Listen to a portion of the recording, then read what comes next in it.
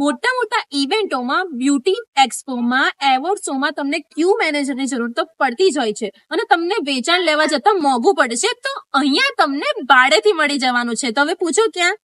આપણા શક્તિ સેફ્ટી હાઉસમાં. અને તમારે પોતાનું જોઈતું હોય તો તમને વેચાણથી પણ મળી જશે, એ પણ હોલસેલ ભાવમાં.